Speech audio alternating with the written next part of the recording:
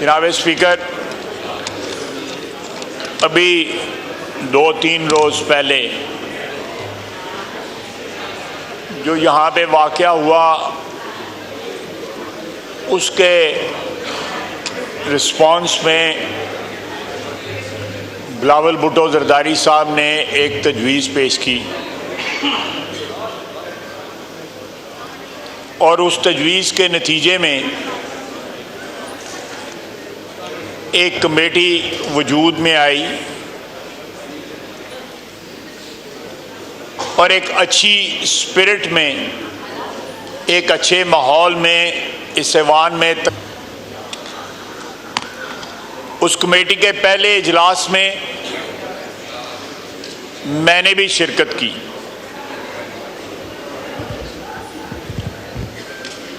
वहाँ पे जो मैंने माहौल देखा उस पे मैंने कमेटी में भी एहतजाज किया और मैं वहाँ से उठ खड़ा हुआ और मैंने वॉकआउट किया, लेकिन वहाँ पे चंद बुज़ुर्ग और काबिल एहतराम पार्लियामेंटेरियंस ने मुझे कहा और मैं बाकी जो मीटिंग की प्रोसीडिंग्स थी मैंने वहाँ पे बैठा रहा। लेकिन मैंने जो उस दिन प्रेडिक्ट किया था वो ज़्यादा देर नहीं लगी, वो सच साबित हो गया।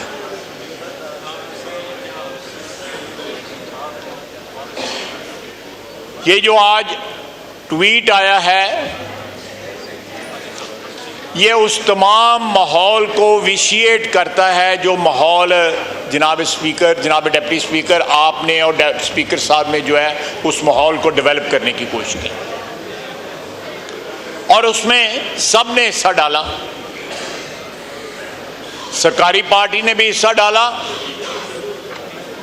लेकिन उस तरह का रिस्पांस जो है नहीं मिला और पीटीआई के रैंक एंड फाइल की जो डेस्परेशन है वो इंतहा को पहुंच गई और ये ट्वीट जो आज आया है ये उसका सबसे बड़ा सबूत है।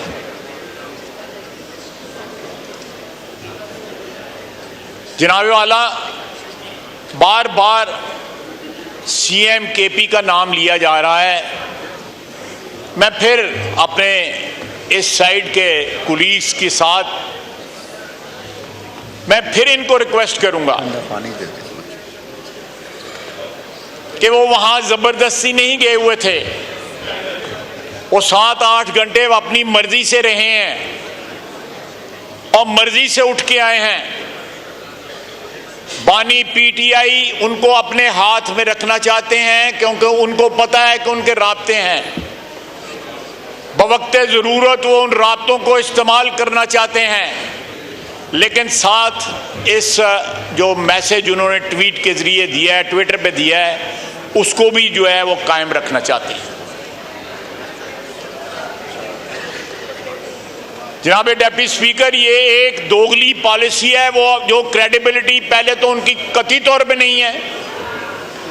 अगर पिछले 2-3 रोज में कोई क्रेडिबिलिटी यहाँ पे बिल्टअप हुई है, एक माहौल पैदा हुआ है, वो सारे के सारे उस माहौल की इमारत जो है वो मिसमार होकर जमीन पे गिर पड़ी है। जनाब वाला, लीडर ऑफ अपोजिशन तकरीर कर रहे थे तो मुझे खुशगवार हैरत होती थी। जब नवाज शरीफ के साथ थे तब भी यही तकरीर करते थे, मुशर्रफ के साथ थे तब भी इतनी जोश के साथ तकरीर करते थे, किसी और पार्टी के साथ थे। मुझे ये आर्ट जो है मुझे भी कुछ सिखा दे कि मैं हर पार्टी के साथ मिल जाऊं और इसी तरह तकरीर करूं।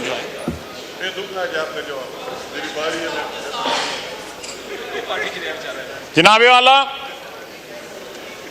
ये कमेटी जो है, मैं दुख के साथ कह रहा हूं, इसका कोई जवाब अब बाकी नहीं रहता। जो अब माहौल जो है इस हाउस में क्रिएट हो गया हुआ है और उसका जिम्मेवार जो है वो वाहिद शख्स है, वो बानी पीटीआई और ऑब्वियसली उसके फॉलोअर्स भी। जनाब वाला, जो याया खान का रेफरेंस देने वाला याह्या खान को आर्मी चीफ किसने बनाया था? अयूब खान ने बनाया था। उस जुर्म में वो भी शरीक थे कि एक ऐसे शख्स को आर्मी चीफ बनाया गया जिसने मुल्क तोड़ दिया। अगर उसकी मिसाल दी जाती है तो फिर उसकी मिसाल जो है वो जो है सादिक आती है। अयूब खान फील्ड मार्शल तो मैं नहीं कहूँगा, फील्ड मार्शल तो खुद बने थे, कमांडर इन चीफ जो थे उस वक़्त आर्मी के, उन पे भी सादिक आती है। अल्लाह के फजल से ये मुल्क डिसइंटेग्रेट नहीं होगा, लेकिन इमरान खान जो खैबर पख्तूनख्वा में जो चीज़ जिस आग को जलाने की कोशिश कर रहा है या उसको भड़का रहा है, वो जरूर बीज बोए जा रहे हैं कि एक जो है ऑप्शन इन लोगों के पास रहे कि कल जो है केपी में जाके खुदा न खासा ये अलहदगी की तहरीक न चलाएं। और सारी जबान जो है उस दिन जलसे में जो बोली गई वो सारी की सारी एक अलहदगी पसंदों की जबान थी। अगर आप तारीख के झरोकों में जरा झांकें तो जिन लोगों ने भी इस मुल्क के हिस्से बखरे करने की बात की वो भी इतनी तल्ख जबान नहीं इस्तेमाल करते थे। आपने एक साथ वाले सूबे पंजाब के ऊपर जिसमें अल्लाह के फजल से सारी कौमियतें बसती हैं, पंजाब ने अल्लाह के फजल से सारी कौमियतों को वेलकम किया है। यहां पे अल्लाह के फजल से कोई गैर महफूज नहीं है। इसी तरह सिंध है, कराची है, खैबर पख्तूनख्वा है, बलूचिस्तान में वाक़यात होते हैं, लेकिन आप कोई सूबा जो है ये नहीं कहता कि हम लश्कर लेके जो है आप पे अब हमलावर होंगे। आपने जो मीडिया वाली बात जो थी उस पर अपोलोजाइज कर लिया, क्योंकि मीडिया की आपको जरूरत है। ये जो साहिबान ख्वातीन और हज़रात जो बैठे हुए प्रेस गैलरी, इनकी आपको जरूरत है कि आपका नैरेटिव चाहे जितना भी ज्यादा एंटी पाकिस्तान हो उसको किसी ना किसी तरह जो है आगे बढ़ावा मिल सके। इसलिए आपने बाकी जो उस दिन चीफ मिनिस्टर केपी ने जो कुछ कहा, किसी बात पे पशेमानी या पछतावा या उसको बैक ट्रैक नहीं किया गया। वो पाकिस्तान की वहदत के खिलाफ था। जनाब वाला, ये हमने जब पीटीआई हुक्मरानी कर रही थी तो मौजूदा आर्मी चीफ उस वक्त DGISI रहे, उनको हटाया गया। बिलावल भुट्टो साहब ने सही कहा कि उन्होंने विसल ब्लो गई कि जनाबे वाला आपकी वजीर आज़म साहब आपके घर में आपकी क्या कहते हैं सरपरस्ती में करप्शन हो रही है। करप्शन के सबूत दिए और बाद में वो करप्शन जो है सामने भी आई कि क्या क्या गुल खुलाते रहे। अगर कोई करप्शन के सबूत दे तो उसके ऊपर इल्जाम लगाते हैं। आपने यहां पे हम राइट ये रिजर्व करते हैं कि उस रात को जिस रात इन्होंने असेंबली जो है डिसॉल्व की उसके खिलाफ सुप्रीम कोर्ट का फैसला आया, हम ये राइट रिजर्व करते हैं कि हम उसके ऊपर जो है जुडिशरी को के सामने जाएं। ये मामला वहां पे एजिटेट कर आइन तोड़ा गया था, आर्टिकल 6 की जो है खिलाफ वर्जी हुई थी। इससे बड़ा कोई सबूत नहीं है कि आइन तोड़ा गया और हमारे आइन तोड़ने की जो बुनियाद थी, जो हमारा जो एजिटेट जो हमने किया, सुप्रीम कोर्ट ने उसके ऊपर मोहर जब्त की। ये जो 2 दिन का जो है ट्रूस जो था वो हवा में तहलील हो गया है। इन लोगों की नाआखबत अंगेजी की नजर हो गया है। मैंने जो परसों कहा उस मीटिंग के अंदर दुरुस्त कहा कि वो कमेटी जो है किसी की ग्रीवियंस कमेटी नहीं है, वो इस हाउस की कम से कम इज्जत बहाल करने के लिए, एहतराम बहाल करने के लिए इसको चलाने के लिए वो कमेटी बनाई गई थी। मेरा वहां पे वॉकआउट जो है वो सच साबित हुआ। आप बताएं, ये जो ट्वीट किया है बानी पीटीआई ने, उसके बाद कोई शक रहता है, लेकिन अभी भी डबल गेम हो रही है। और डबल गेम जो है वो अली अमीन गंडापुर साहब के जरिए हो रही है। मुझे बताएं कि अगर एस्टेब्लिशमेंट के मुताल्लिक उनके ये ख्यालात हैं तो पिछले 1.5 साल से हमसे बात नहीं करते, बार बार कहते हैं एस्टेब्लिशमेंट जो है उनसे बात करूंगा। किबला उनका जो है वो पिंडी है, GHQ है। सियासी किबला तो ये होना चाहिए, ये हाउस होना चाहिए, ये पार्लियामेंट होनी चाहिए, ये कौमी असेंबली होनी चाहिए। अगर ये बातें जो आज उन्होंने ट्वीट में दर्ज की हैं, लिखी हैं, तो जनाब डिप्टी स्पीकर फिर एस्टैब्लिशमेंट से क्यों बात करना चाहते हैं? जनरल आसम मुनीर साहब एस्टैब्लिशमेंट के हेड हैं, उनके पांव गिरना चाहते हैं, फिर साथ ट्वीट भी करते हैं। सर, पाकिस्तान की सियासत में बड़ी बड़ी 2 नंबरी हुई है, इससे बड़ी 2 नंबरी कोई नहीं हुई। बड़ी बड़ी 2 नंबरी हुई है। मैं नहीं कहता कि पाकिस्तान की सियासत पाक साफ थी या पवित्र थी, हम लोगों से बेशुमार गलतियां हुई हैं। काजी फैज ईसा को इन्होंने निशाना बनाया। जनरल फैज साहब जो अंदर पता नहीं वो बानी पीटीआई के मतलब कैसे गाने गा रहे हैं।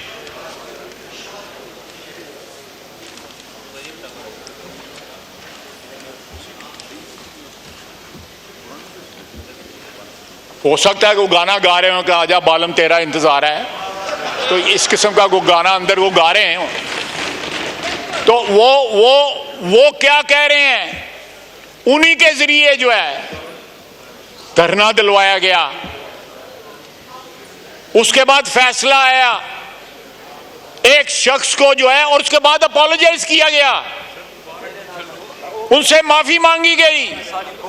उस वक्त के प्रेसिडेंट ऑफ पाकिस्तान जो है ऑन रिकॉर्ड है, उन्होंने फैज ईसा से माफी मांगी कि उनसे ज्यादती हुई है। ये रेफरेंस फाइल नहीं होना चाहिए था, ये रिकॉर्ड की बातें हैं। ये ज्यादा कोई 100 साल पुरानी बात नहीं है, ये 3 साल पुरानी बात है। जनाब डिप्टी स्पीकर, कुछ इज्जत आबरू होती है सियासतदानों की या सियासी वर्करों की, अगर वो अपनी बात से मुकरते भी हैं तो कुछ देर लगाते हैं। ये तो 24 घंटे नहीं खड़े रहते अपनी बात के ऊपर,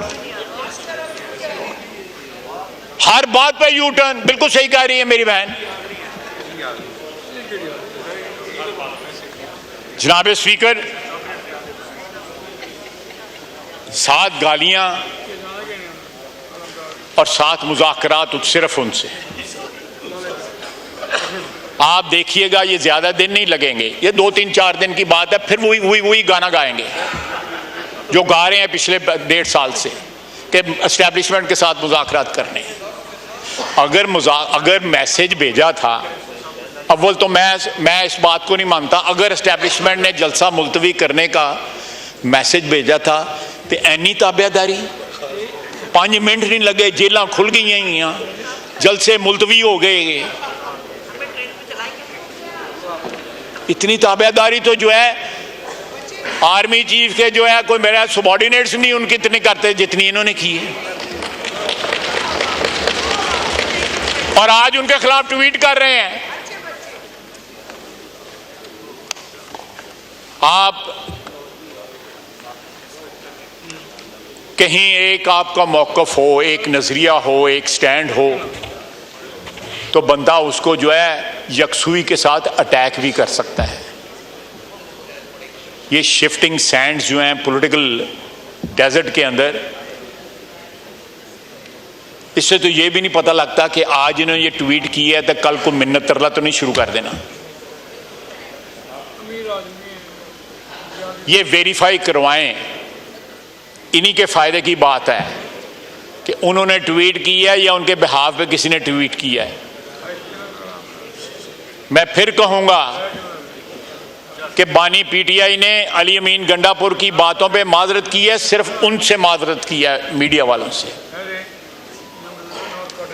उनको इस बात का अंदर भी एहसास है कि मीडिया कितना लीथल हो सकता है। जनाब वाला, ये जिस रास्ते पे चल निकले हैं, मेरे नहीं ख्याल कि उसमें कोई वापसी का रास्ता जो है वो बाकी रह गया है।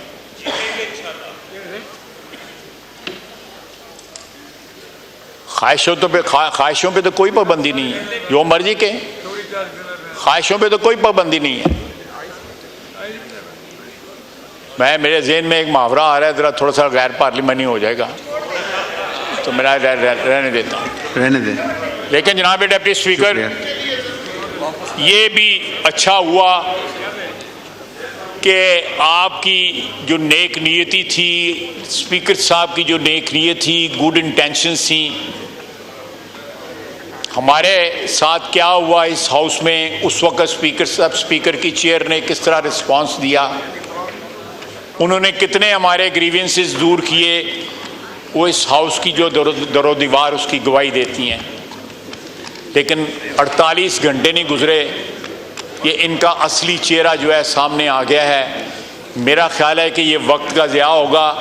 ये कमेटी जो है इसको दरिया बुर्द करें और जो इनकी असलियत है, जिस तरह इनकी कन्फ्रंटेशन होनी चाहिए, उस तरह इनको कन्फ्रंट करें। 2-4 दिन की बात है, अल्लाह खैर करेगा। बहुत शुक्रिया जी।